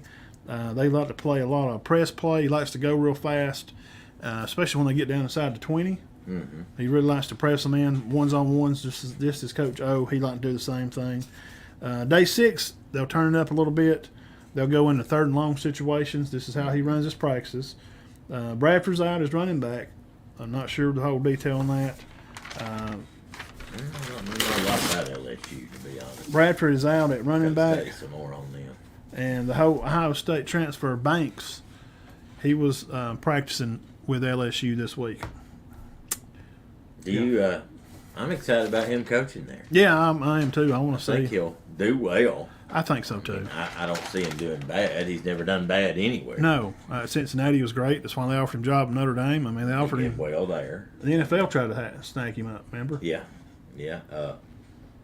I think he does pay a lot of attention to detail. I see him getting onto his coaches a lot, and I'm not knocking that. I just see, he holds them to a high standard. Yep. And I think he'll do well. I look forward to it. He might not this year. LSU. I don't think they'll be bad. Let's see here. We got a fan coming in here.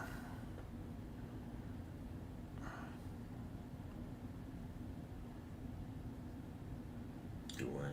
Yeah. LSU practiced, had a good practice. He likes the way the guys were paying attention to detail. Mm-hmm. It's going to be a really good season. We're looking into that. Auburn Tigers, Coach Harsin, we paid a lot of attention to him at SEC Media Days. He said the team has really rebounded and really kind of kicked it back in high gear, Dean. Everybody's playing together. Everybody's been a big family. all the crap they've had to go through from all your Yellowwood and your Greyhound guys throwing money and cigars up there on the ground, demanding that they are done what you're told to do. And they just kind of said, no, we're not going to do that. Still, Lub's out. Bobo is out. It's never cured for Bobo. Never thought he's been a good coordinator. Never liked him as a player at Georgia. Nothing personal, Bobo. If I met him tomorrow, I'd shake his hand and tell him he's a great guy. He's a good family guy. See pictures of him and stuff. I just don't care for him as play caller. Oh. So they're all out. So he's got his new coordinators in, and these new receiver coordinators are now his offensive coach. He worked with like Megatron in college, and so these guys know what they're doing. And I think maybe some of it was the culture at Auburn is what it is. It's South Alabama. It's hot. It's muggy. It's nasty. People feel like they all got to have their hand in the cookie jar to make sure something right happens. And when a new guy comes in from way out in the Midwest out there, he brings in some of his guys as assistants, but you still have some of that old steel guy in there turning around. And I think he was stabbing Harsin in the back because he was wanting the head coaching job himself. Right. So I think there was some of that going on. I can't imagine anybody in the SEC having more pressure on than Harsin. Well, you're in state with and one Apple. You're in state with a Hall of Fame coach. Who wants the job at Auburn? That's it's hard. He's got a lot of pressure on him, and the reason I said Tennessee's coach is because they're building him up to be unbelievable. He's got a lot of pressure on him. Yeah, they don't have an easy schedule. No, expectations are high. And Napier, his expectations aren't high. Yeah. I mean, so he don't have a ton of pressure. I mean, they want him to be good, but he's not expected to go 10-2. But they're acting like Tennessee might be 9-2 or 10-2 or 9-3. Well, Napier better get his stuff together. Well, now he's gonna have to do good, but I don't think he has to go 10-2. Rising's coming to town week 1. That'd be a big win if they got that. I think so too. Then they got to turn around and play Kentucky. Yeah. First day in, first day back down on the plains. He asked if the reporters had been to a camp. Personally, like, have y'all guys ever been to a camp, or have y'all been players? Most field reporters are not. Most guys that are, they don't play football. They just cover it as do news or whatever. So to say from 6 to 7 a.m., this is 7 in the morning. This Coach Harsin broke this down. I thought it was interesting. You guys might want to hear it, and if you got some young people listening, you may want to hear this too. They have a eat and meet from 6 to 7 in the morning. That is interesting. 6:45 to 7:45. That's when they really sit down and eat. They get taped up 7:30 to 7:50. They have a staff meeting and team meetings from 8 to 8:15. Full team, special teams has meets. Offensive, defensive are installed from 8:50 to 9:35. They do walkthroughs with helmets from 10:30 to 12:15. Have lunch, practice, media. 3 for the second practice at 4:20 to 6:15. Dinner, staff meeting 6:15 to 7:45. Then they split 7:30 to 8 o'clock. They have walkthroughs. They have another team meeting. Then they'll have a big snack. Curfew's at 10:45. This is 10 days straight. And this is how it's run in fall camp. And this goes on. Brutal. This goes on everywhere around the nation. That was just for 10 days, though, right? Yep. Then they get back to normalcy. And all the guys we mentioned earlier, the kids from around here, that's what they're going to be doing. And they got to go to class. That sounds brutal. And they got to write papers for psychology and history. And they got to do labs for their biology 201 classes. And they may like to have a social life and actually talk to their girlfriend if they got one. Yeah, they probably don't cut up much after about 2 weeks. I mean, you got to go, when do you wash your clothes, or, when do you, when you get to do anything? I know. They probably have no sense of humor after that 2 weeks. It's probably just, okay, gosh, let's just go to bed. Class starts the 16th at Auburn. His main quote, hot take from Coach Harsin, trying to build chemistry, trying to get things together back down there on the plains. Seems like they are. Coach Harsin feels good about it. He's moved some of his assistants into position coaching spots. Look forward to seeing Auburn down on the plains this year. They got a tough road game. They always play Georgia and Alabama, the best 2 teams in the country. It's a tough job. Yes. Tough job. Yes, if they win 7 games if they win 8 games this year, I'll shave my head. You think? Really? Yeah. Don't do that. I'm just saying, it's a tough schedule. And you see where they're at. I mean, their schedule's brutal. And you see where they're at. Even for a good, I don't know how good Auburn will be. Let's just say Auburn was supposed to be great. They got a tough schedule. Yeah. Either way. but one of our close friends that Todd played football with said, if anybody can do it with less, it's always Auburn. Oh, yeah. If somebody's going to do it, it'll be them.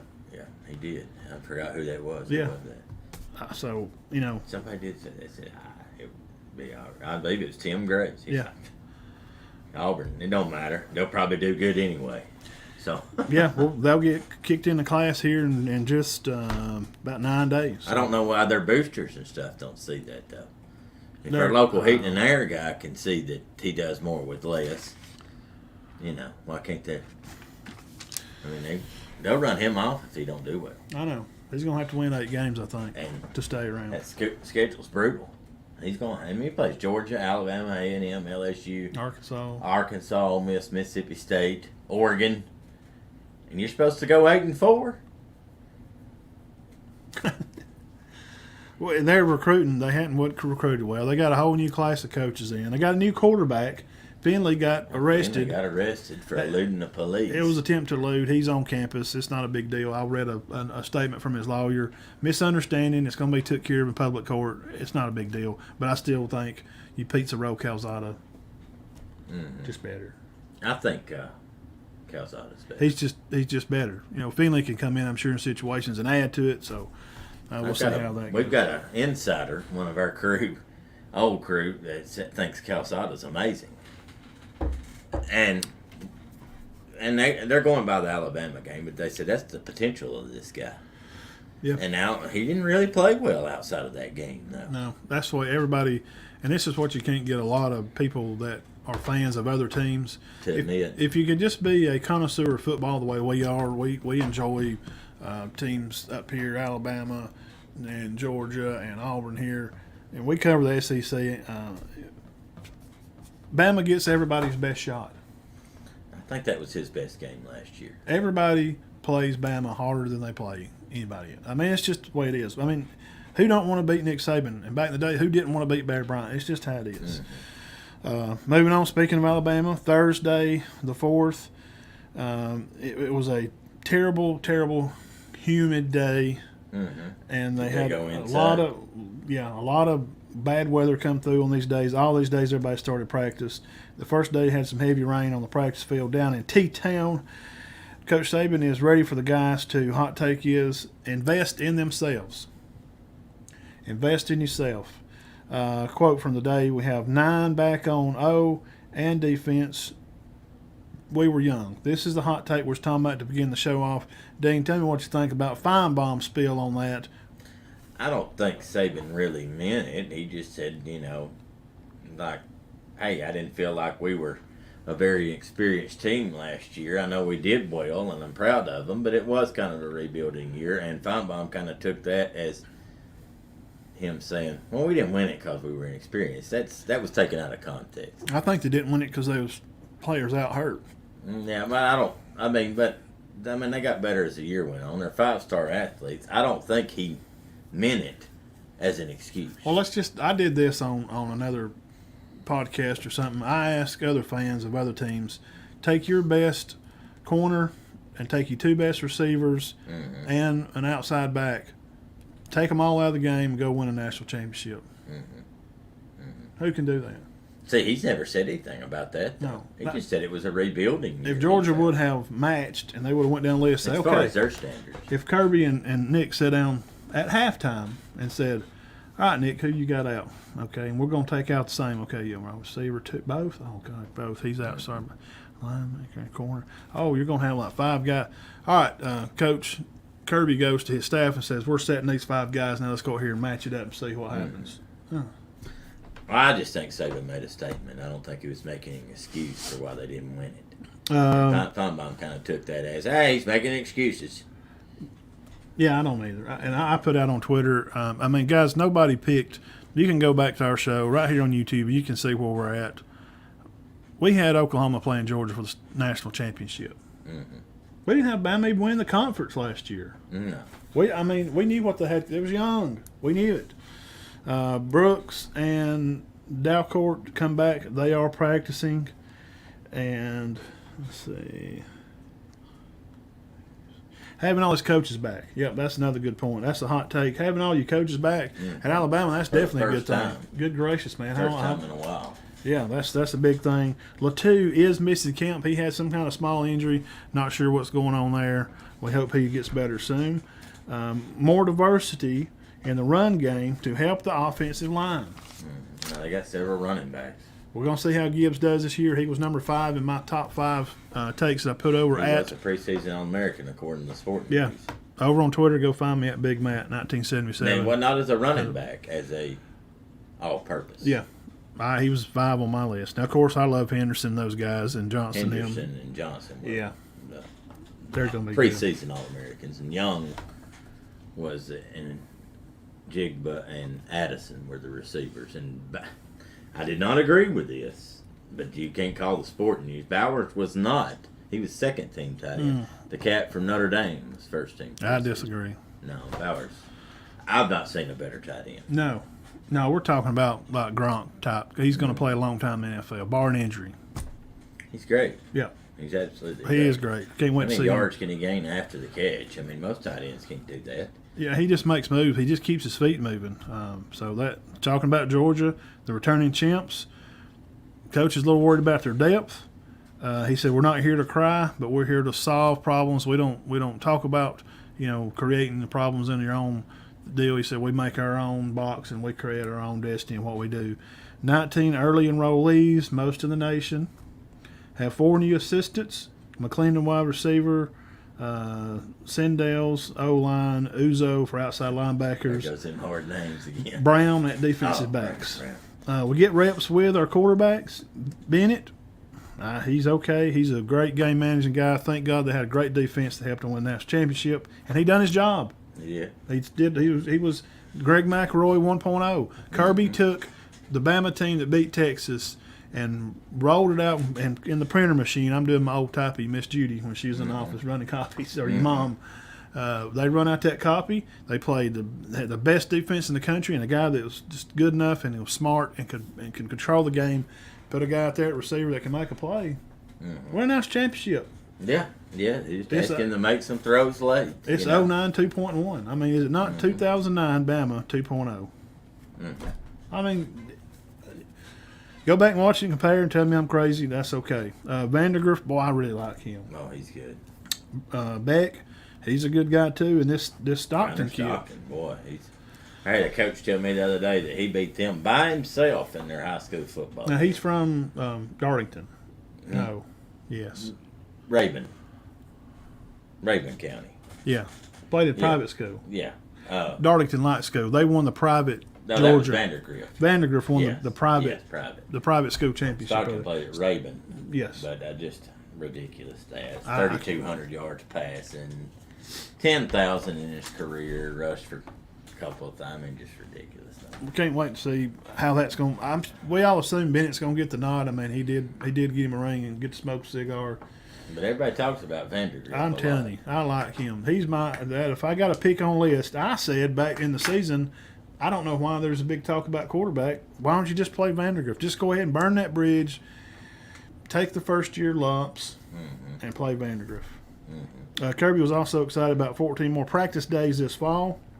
And back on April the 16th for G-Day, he felt like it showed him some good things about the team, the things that they're working on through the summer.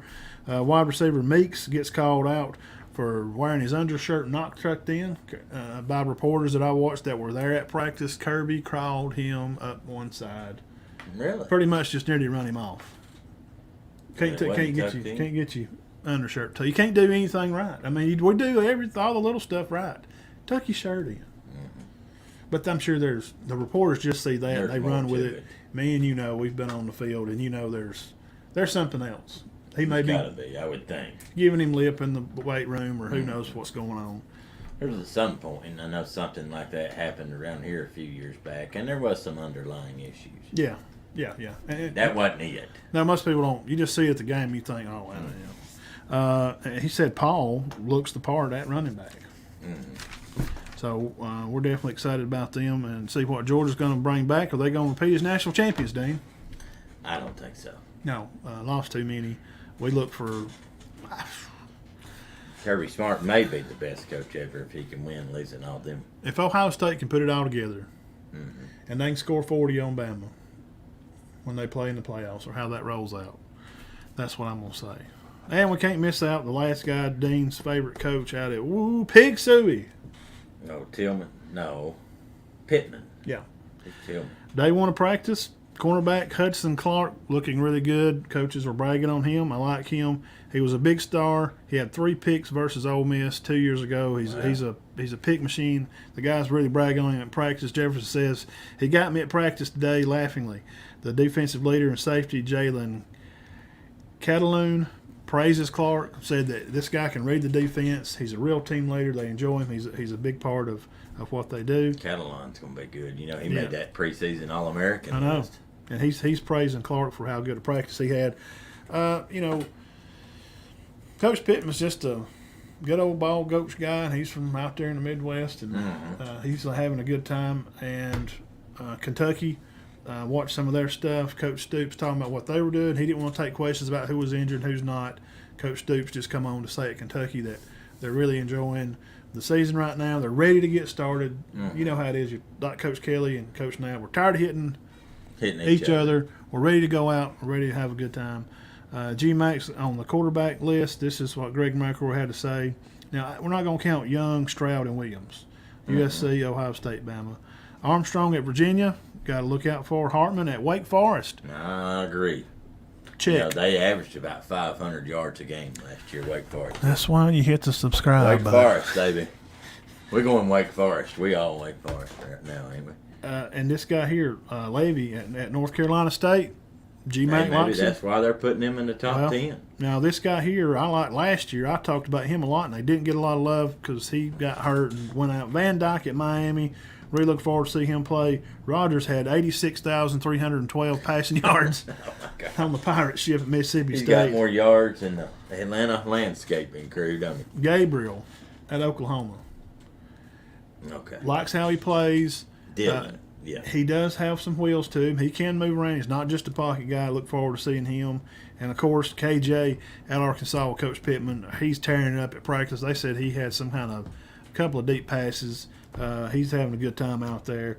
And the rising guy out at Utah, he's on my list I made earlier. Check that name out, Cam Rising. They're going to start the year off at the Swamp down there good game. at Spurrier Land. Coach Napier's going to take over down there this year. Kind of the game of the day to me. It will be. And last but not least, guys, Spencer Rattler. Let's talk about him a second, Dean. All right. Come in, had his game plan Oklahoma. I watched him play at the Next Level stuff he had on Netflix. You know, they had a little show, Last Chance U. Hard-working kid, kind of small. Got a good arm on him, though. Really great escapability. He got in a bad spot. Coach jerked him, put in Williams, and we never heard nothing out of him again. Now he shows up at South Carolina, and all the reporters and all you talking people, they're going to say, well, big man, how can he be better at a place with better defense and a better conference, and he couldn't cut the mustard in the Big 12? How's he going to be better? Well, we really don't know. He just had a couple bad games. So how's he going to be got his better? Spot back. How's he going to be better, Dean? Can he be better? Oh, yeah. I think so. I think he probably is better. He just didn't get a chance to show it. Lost his confidence. Beamer ball. He'll get that confidence back. I mean, you got Beamer out there coaching. Yeah. His dad was a great coach at VTech. Had one of the best quarterbacks, I think, the most exciting quarterback to ever play the game. Michael Vick. I know. I mean, guys, don't get me started on Michael Vick. Oh, Vick. That's definitely one of the better ones that's played. We went through Tim Brando's list, and we took our hot list, and we talked about Coach Saban. Guys, that's kind of going to do it. I mean, that's all I got for the week. Lots of practice stuff here. Talked about some quarterbacks and some schedules, some first game kickoffs, and we've been on for almost 2 hours. Oh, and I wanted to say, Matt, I knew we had for the Fife family. Absolutely, man. Yeah, Deshaun lost his son. I'm sorry, man. I don't know what to say. Nah. I'm sorry, and I love you. Well, you know, Deshaun was a great player at enjoyed him. Cedar Bluff. Yeah, and he was a good kid. Rushed for 1,000 yards twice. Mm-hmm. And really was a nice surprise there. I don't know. I never heard a lot about where Deshaun Fife's coming. And he gets on the varsity, and he's just great. Yeah. And but lost his life. You know, I mean, passed away, had heart trouble. Yeah. 24 years old, 25. And, you know, just a shame, and we hate It's that for the family. It's been a real heartbreak for the town here. We're a small little town here. It's 25,000 or so. I had a few thousand up or down here in Cherokee County. I say there's more. It's just a hard shot for you lose a young guy, and he was a good kid, and enjoyed watching him play the game. I had him in the classroom some, and he was always fun to be around and in the classroom. He was a good guy. Brought his pencil and paper. I mean, when you're teaching classes, they just do that. That's a plus. That's a win. You passed. Yeah, you definitely got it up to the next level. Yeah. But he was a good guy, and we hate that they're even having to go through that. I can't imagine, man. I just cannot even try to fathom the ideas. Guys, hit that darn subscribe button right down there at the bottom. We appreciate you guys for hanging on. We've been on there 2 hours. We still got even a couple of people still watching. A lot of news, a lot of stuff to cover tonight. I knew we was going to have a long show. We had plenty of stuff for SEC, Primetime Sports Network. Go find us on Twitter right here on the Matt and Todd Show, and we will be live out at Gaylesville Field Thursday night. Me and Diamond Dean, we will be doing autographs, and they will be free. Free? Yeah, free autographs this year. I thought we was doing that 17 cents. Free autographs this year, guys. Free? Guys, we love you and we thank you. And we got to start charging for that. I know. Like Junkyard Dog charged me $5 for an autograph one time. Well, you know how it is. We're going to get out of here. We got our NILs. We got to get these NILs out there. We're going to get it. We're going to get it cooking. Been a great show, man. Yeah, y'all have a great week. Yeah, we'll see y'all Thursday and Friday. I'll be out at Coach Johnson Field. Diamond Dean will be kicking it up there at Spring Garden. We'll have a Jamboree to kick around and talk to Coach Howard at Jason Howard Field. Yes, sir. Yep. We'll see y'all guys through the week. Good luck to everybody through the week. We love you and we thank you. Keep your heads clear and your hearts full of God. We'll see you through the week. Peace.